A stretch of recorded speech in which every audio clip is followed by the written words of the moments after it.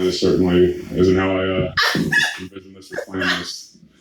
But I'm going to retire. This is not an easy decision. Honestly, it's the hardest decision of my life. Sorry. But it is the right decision for me. For the last 4 years or so, I've been in this cycle of injury, pain, rehab, injury, pain, rehab. And it's been unceasing and unrelenting, both in season, both in and off season. And I felt stuck in it. And the only way I see out is to no longer play football. It's taken my joy of this game away. And this.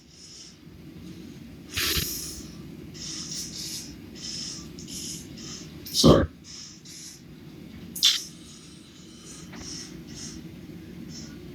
I'm stuck in this process. I haven't been able to live the life I want to live.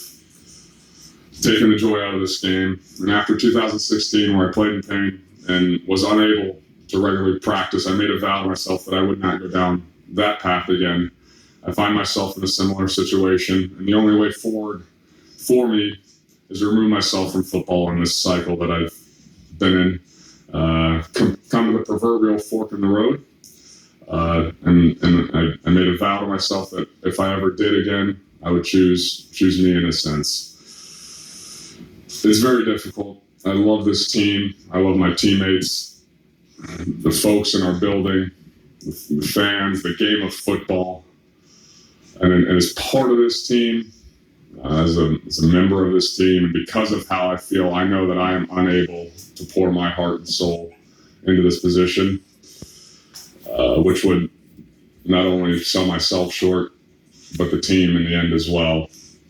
And it's sad, but I also have a lot of clarity in this. It's been a difficult process, but my wife, my family, my friends, Mr. Ballard, Mr. Ursay, the Ursay family, and Frank Reich have been incredibly helpful, supportive, and I'm so grateful for them. As I told the guys earlier in the locker room, it's been the honor of a lifetime to represent the Horseshoe and the city of Indianapolis, both on and off the field.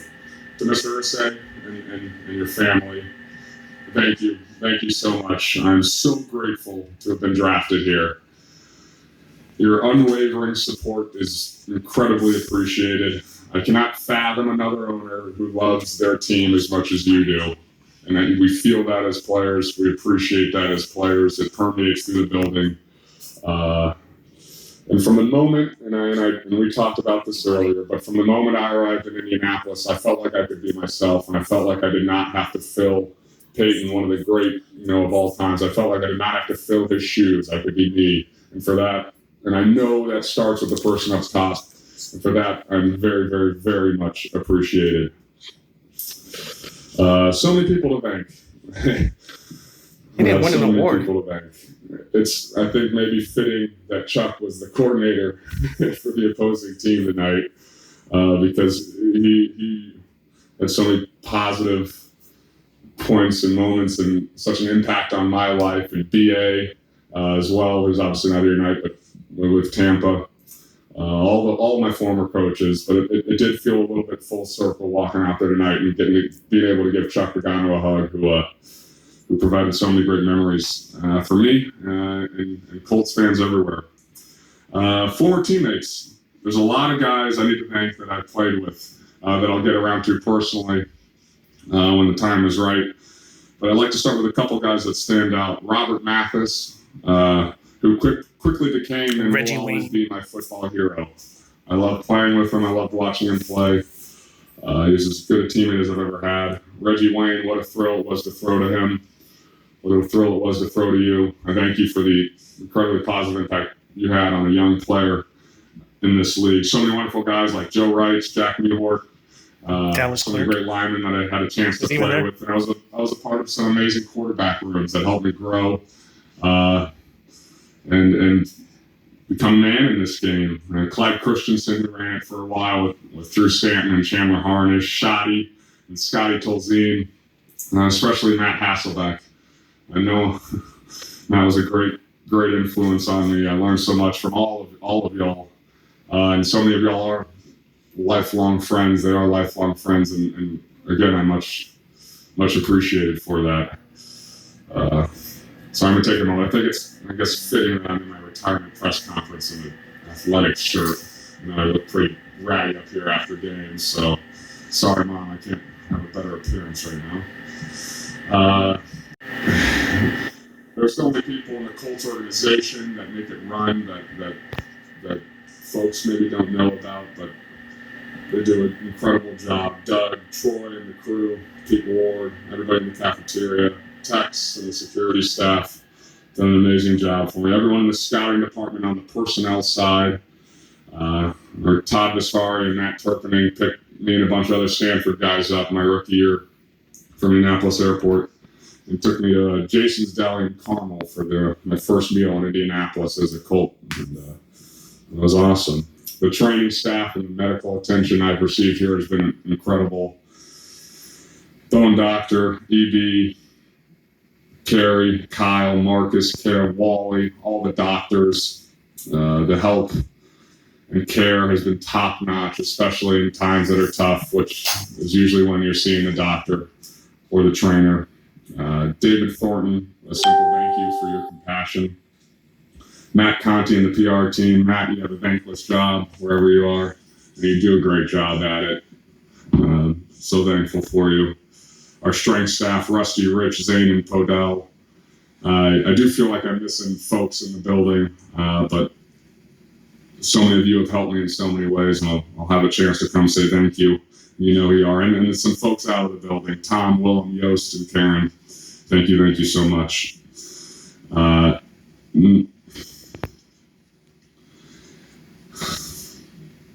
wife and I are so proud when people ask us where we're from, we say Indianapolis. It's our home. The support we felt here from lifelong friends, from the people. He's going to get booed out of the state. The 500. This has been an incredible place to make a home and to grow. And many of my most fulfilling moments here off the field involve children. Riley camps around the state, getting a chance to be with kids and have fun, going to the hospital, and having a chance to talk with parents and children, reading to kids at schools, hanging out, Children's Museum, the wonderful things they do there. So a big thank you to the city. It's always will hold a special place in my heart. And I guess I'll transition to this current team and why it makes it so difficult, I guess, for me to stand up here and say I'm retired. It's a great group of men. It's a great group of guys. A group that makes coming to work every day feel very, very special. And I feel incredibly lucky for that. And fans and people need to know about the men in that locker room. They're great. They're honest. They're real. There's no bigger fan of them than me. Chris Ballard, thank you. You know, I have so much respect and admiration for you. I've had a lot of tough conversations. I've learned so much from him. The honesty. It's incredible. Frank, so thoughtful, driven, kind. Again, I've learned so much.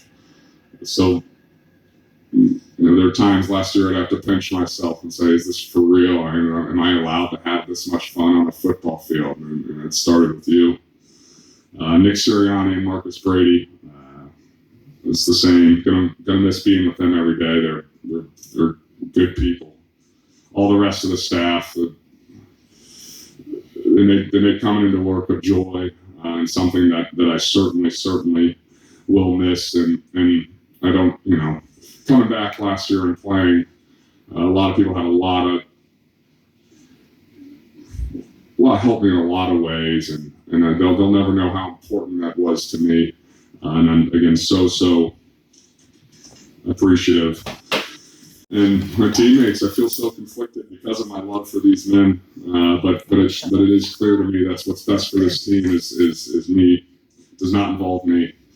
And I'd like to say a quick note about a few of them as we get towards the end here. But when I was a 7-year-old, my father drove me up to Amsterdam and I watched Adam Vinatieri kick for the Amsterdam Admirals in NFL Europe. And when I was in 7th grade, my father took me to the Super Bowl in Houston and I watched Adam Vinatieri kick a game winner against the Carolina Panthers. And then, of course, my first win as a Colt involves Adam Vinatieri kicking a game winner against the Minnesota Vikings. And I told him all this earlier today.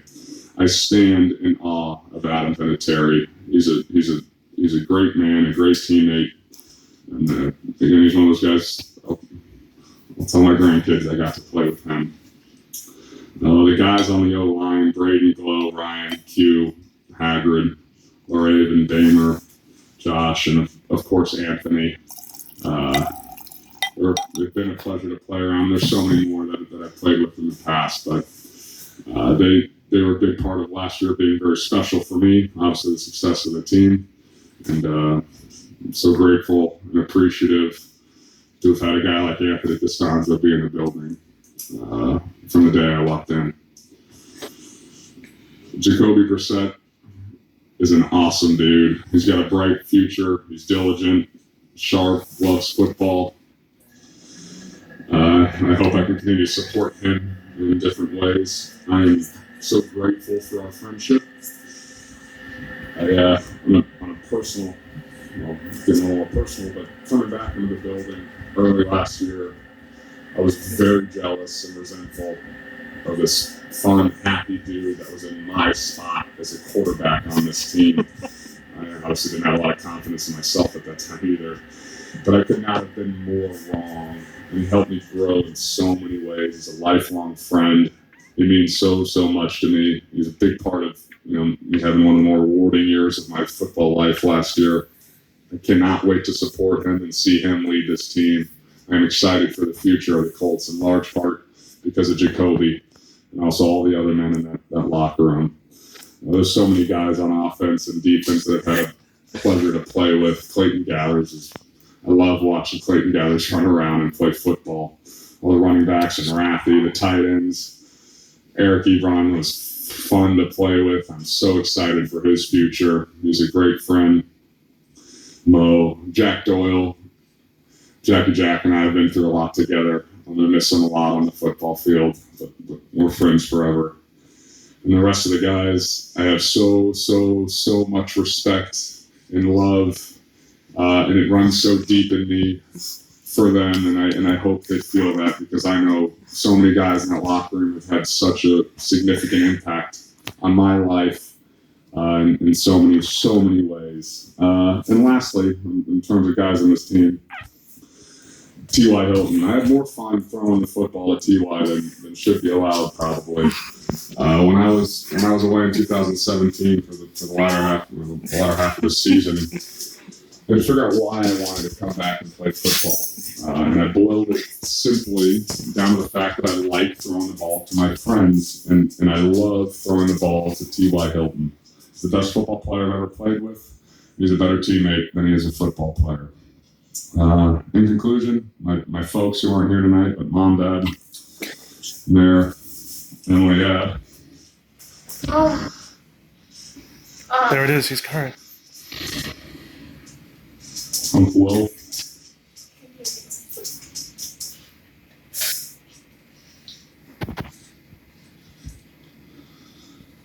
All my friends, thank you.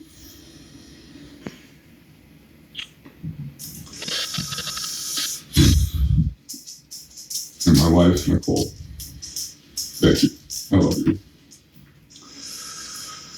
And I guess in a philosophical sense, I want to thank football for so many wonderful moments in my life and the pressure, circumstances, environment that pushed me to grow, learn, change in so many meaningful ways. It's the greatest team sport in the world. And please, if you have questions, I'd like to ask them. No, I'll be honest, I was going to tell my teammates after the game, and 3 p.m. tomorrow was the time I was going to talk to you guys. Go ahead, Chad. Yeah. No, I didn't wake up this morning. A week and a half, 2 weeks. It's been a little bit fast and furious, and the lack of progress on my ankle. And I'm in pain. I'm still in pain. I've been in this cycle, which feels like, it's been 4 years of this injury pain rehab cycle, and for me to move forward in my life the way I want to, it doesn't involve football.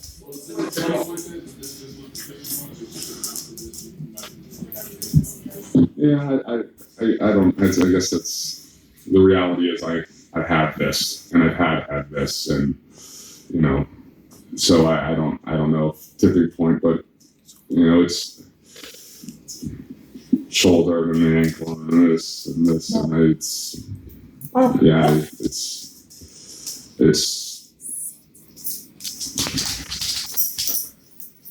I don't feel like I've lived the life, I can't live the life that I want to live moving forward with this year. Yeah, a couple weeks ago, a week and a half ago. No.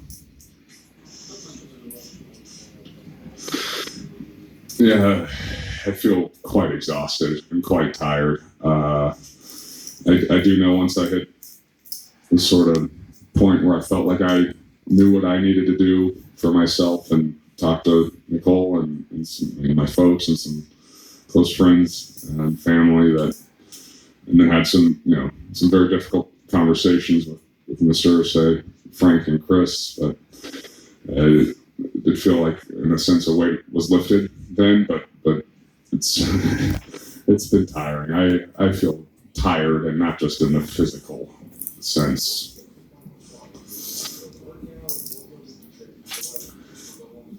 I don't know if there was a final straw per se. The lack of progress, I think, just built up and run into one. Okay, turn the corner. Okay, let's run into another stumble block. Turn the corner, and I can't remember if there was one thing that tipping point or final straw, but I feel so much clarity, and again, so grateful for the experiences and the positive times that I have had here. Yeah, I can't see the future. Zach, I sit here and say it, but I very clearly in my mind see that I won't. That it's not. Yeah. It's a myriad of issues, and I calf strain, posterior impingement, high ankle sprain. It's part of my journey going forward. We'll be getting out of pain and figuring out what's going on and how to feel better. Obviously, so I don't have any definitiveness in mind on. We'll continue working on that.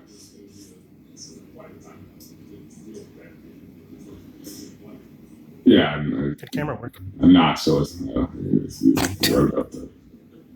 What the hell's going on? Mm-hmm. Yeah, and I'd like to say too, this has been my personal journey in football. Obviously, and everybody's journey is different. And I over the past week, I sit and think, am I going to have a bunch of resentment towards this game or spite towards coming to this building, and I don't. All I feel is love for this game and love for my teammates and walking in. And I know my journey has had some ups and downs, and physically it has taken its toll over the last 4 years, and that is why I'm here, and the mental and emotional toll that takes as well. Yeah. RG3. Yeah, I'll be honest. I didn't imagine retiring. I didn't imagine retiring until 2 weeks ago. So, but no, I didn't think of it in that way. Yeah. Yeah.